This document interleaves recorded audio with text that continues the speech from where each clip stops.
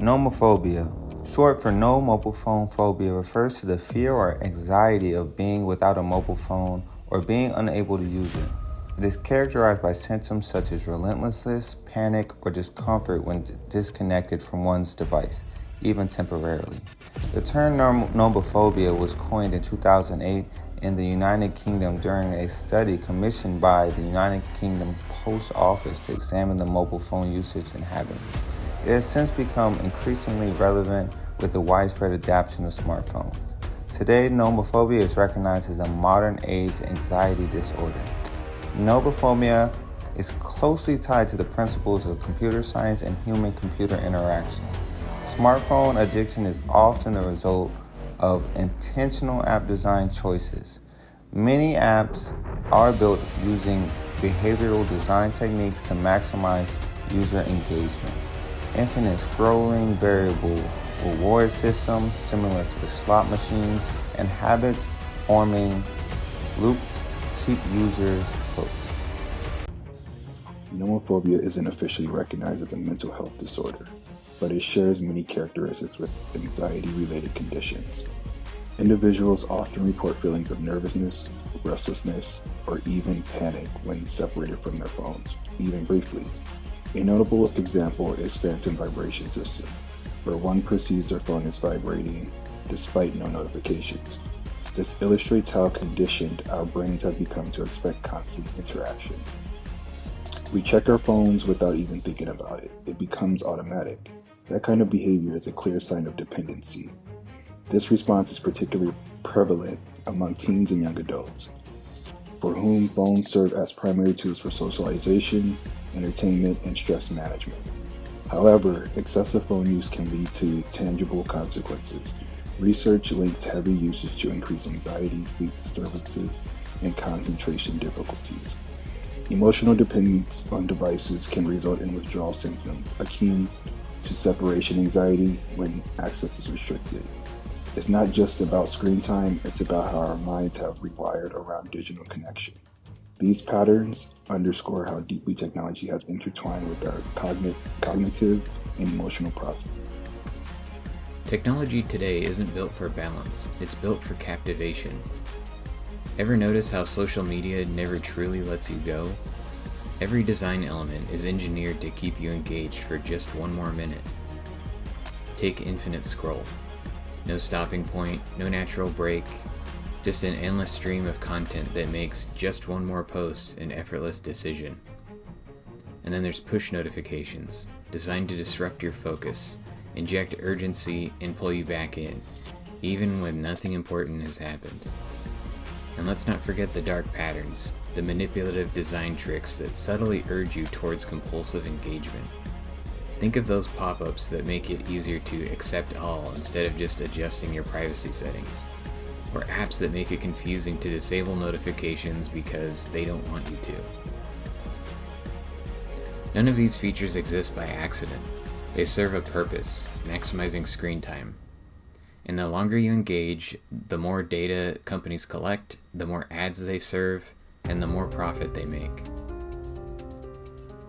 The real driver of this endless engagement isn't just flashy design, it's AI. Algorithms don't just recommend content, they predict what will hook you, leveraging data from every swipe, pause, and interaction. Machine learning models optimize for maximum retention, fine-tuning what you see, in what order, and at what time, all to ensure you stay immersed.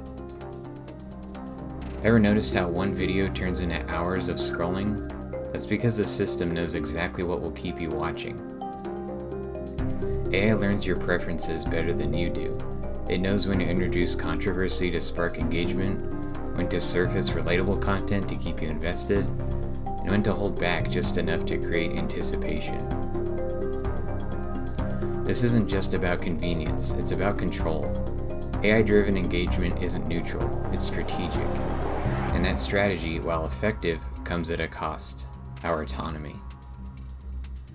Where does the responsibility lie? The developers, designers, those who build these systems, they face a moral crossroads. Do they prioritize engagement at all costs, or do they create technology that respects human attention instead of exploiting it? The ethical concerns here run deep. By designing for addiction, developers shape behaviors, fueling a culture of digital dependency. Should companies have a duty to integrate breaks into their products? Features that encourage mindful usage, offer real disengagement options, or promote intentional interaction, instead of compulsive scrolling? The answer lies in accountability. Ethical tech design means moving beyond the profit motive, acknowledging the psychological impact of these systems, and taking responsibility for their effects. It's not about rejecting engagement entirely, it's about ensuring engagement serves the user, not just the platform. Nomophobia isn't just a fear of losing a phone, it's a fear of losing connection, control, and identity in a world where tech is designed to consume attention. As we move forward, awareness is key, because when technology is engineered for addiction, mindfulness is resistance. So we know that nomophobia is a real problem. So what can we do to solve it? Well, as aspiring developers, we can engage in mindful tech design practices. Perhaps our apps can remind users to take a break.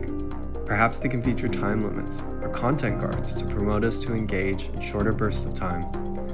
Perhaps we can build in parental controls to allow parents to set time limits for their children. Just like accessibility, nomophobia is something that should be designed for. As consumers, we can help solve nomophobia with a variety of tools that already exist. We can use screen time tracking to analyze where we spend most of our time on the phone and use that data to drive better choices. We can install apps that adjust the lighting of our phone based on the time of day to be gentler to our eyes. We can use fitness apps to remind us to stand up, walk around, and stretch every once in a while. As parents, we can use parental controls to help reduce screen time for children and help curb the potential for nomophobia at a young age. For example, apps such as Netflix or Xbox provide parental controls to limit the amount of time video can be watched or a game can be played. Limiting access to a younger audience can help promote less screen time, dependence, and help break the cycle before it begins. Perhaps there are even regulatory policies that can be enacted. For example, in Italy, one of the government parties drafted a no mobile phone phobia law to help lessen the usage of mobile phones amongst underage users. Although this law did not pass, it's an interesting highlight that showcases the global problem that nomophobia has become. It has no bounds. The digital world affects the entire Earth. No matter the solution, there are tools at our disposal that allow us to be more conscious and aware of our mobile phone usage. So, if any of this sounded familiar to you, or the feeling of not having your phone produces a lot of anxiety for you, you might have nomophobia. And maybe it's time to unplug, even if just a little bit.